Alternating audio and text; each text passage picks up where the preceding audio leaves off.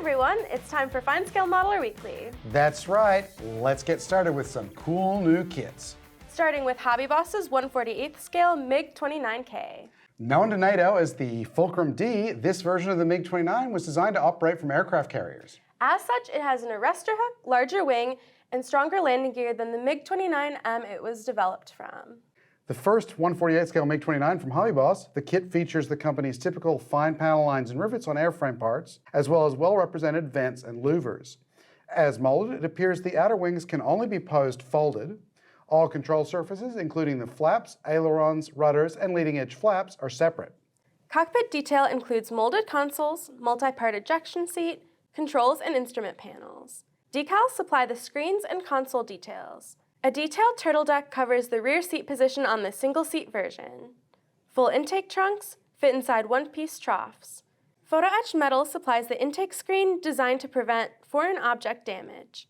The same fret gives seat belts, handles, antennas, and canopy latches.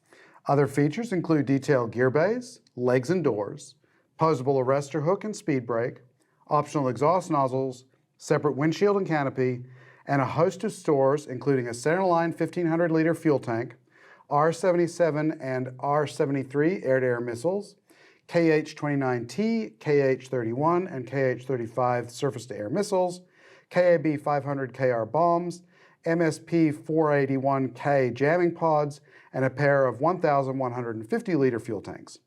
Decals provide stencils for the weapons and airframes, as well as markings for two fulcrums, one from the Russian Navy and one in Indian Navy service.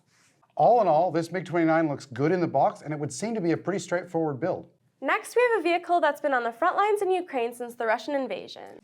From ICM, here's a 1/35th scale Cossack, an MRAP vehicle that's been in service with Ukraine's armed services since 2017. This kit represents the Cossack II in Ukrainian National Guard service, where it is known as the Cossack 001. ICM released the Cossack II version a few months ago, but we didn't get a chance to open that up and show it to you before we sent it out to a reviewer. The truck builds around a frame with part of the front leaf springs on the rails, to which are added more springs, cross members, axles, and steering, drive shafts, brakes, and the transfer case. The tires are solid vinyl with good tread and no branding, and fit around the two-part wheels. Curbside, the kit's engine is limited to the transmission and oil pan that fit into the underside plate. Much of the underside is hidden by the V-shaped armor plate. That underside doubles as the floor with diamond tread plate and the center console. Other interior detail includes 4 crew seats, 6 troop seats, controls, and dashboard. The separate doors, rear, and walls build from internal and external parts, and the windshield and hood fit over internal bulkheads for the wheel wells. The windows and lights are all molded in extremely thin clear plastic. On the roof, there's a turret with a 7.62mm machine gun. The front grille with the Cossack badge, bumper with lights and big bull bar, and rear bumper with step finish the build. A fret of photo-etched copper supplies brush guards for lights. Decals give displays for the instrument cluster and markings for 4 vehicles.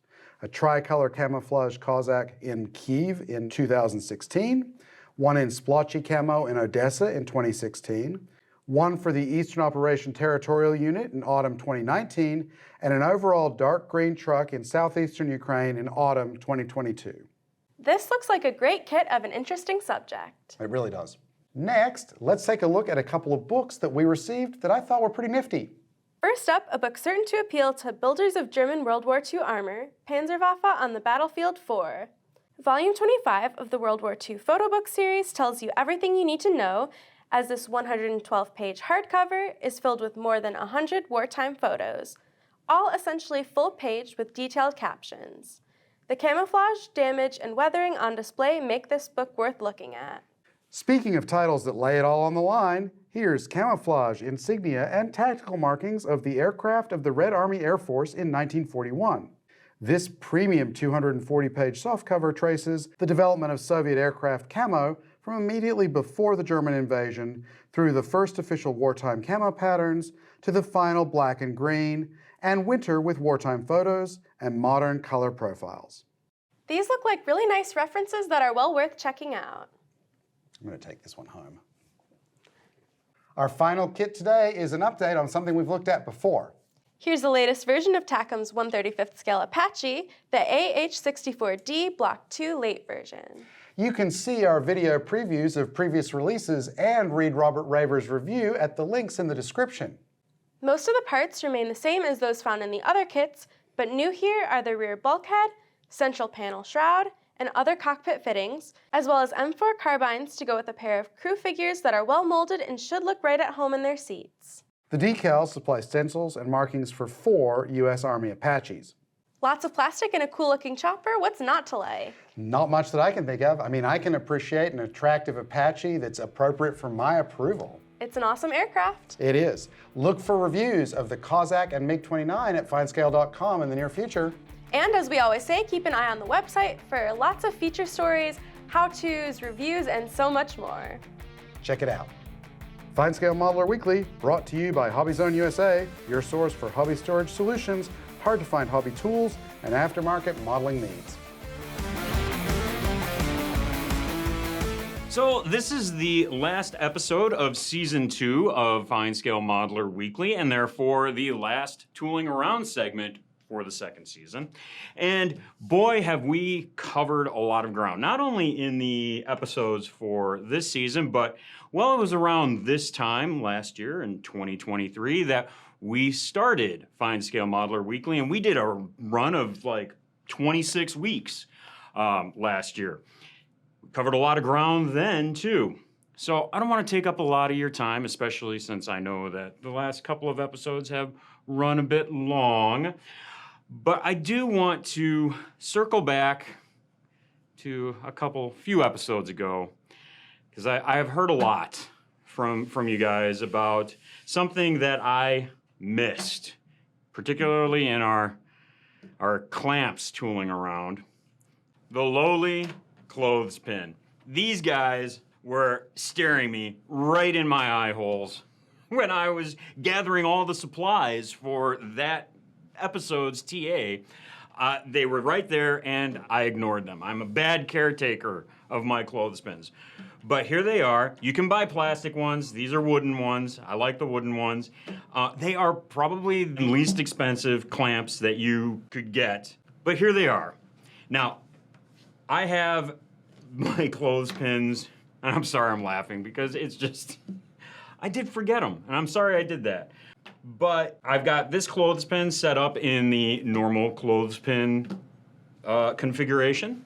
And then this one, I actually disassembled this a clothespin that looked like this, flipped the stuff around, put the spring back on so that I can get it in to some tighter areas there. And I also find that when it's done like this, there seems to be more compression, more pressure at this end. And as you can see, I use these clothespins for painting and other clamping duties. So there it is. I am so sorry that I missed the clothespin in the previous episode. We have covered, as I said, a lot of ground in the 26 episodes last year, in these 12 episodes for this season. And usually it's us going through and planning what are we going to put into this segment, of the TA. And we're already doing that work for season 3. But we would also like to kind of turn that around to you guys and have you suggest to us what it is you would like us to cover in the tooling around segments. So you can email us at questions@finescale.com or leave comments in the area below, right down there. Give us your suggestions on what you would like to see in the TA in Season 3 of FineScale Modeler Weekly.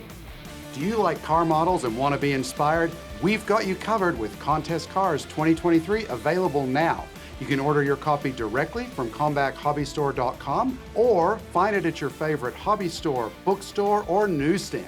If you're like me, figure modeling can be a bit bewildering, but we've got some help in the form of Paint award-winning figures. This special issue features 11 projects from high-caliber modelers like Matt Mrozik, Joe Hudson, Brian Wildfong, and the most recent winner of the Gunpla Builders World Cup, Simon Lamb. It goes on sale in March, but you can pre-order your copy today at combackhobbystore.com. Do you like what you see here and want more? Subscribe to FineScale Modeler magazine. You'll get 6 issues a year crammed with how-to stories from some of the best modelers around the world. Go to finescale.com/YouTube for a special offer for YouTube viewers like you. So, Tim, I didn't realize you had such a hang-up about clothespins.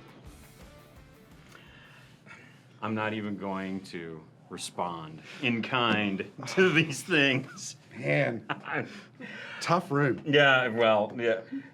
What I am going to do, though, is talk about, there's this, I don't know, popular thing on the interwebs, right? Where people are going around and saying that they are a something, like a redhead or, I don't know, a NASA scientist, and then saying some sort of essential truth about being that thing, right? It's this popular. It's on TikTok and Instagram or and whatever. Yep. And I thought, you know what? We don't do a lot of that kind of stuff. We don't often play into the current thing that's going on the interwebs, the internet. I thought, well, why don't we give this a try?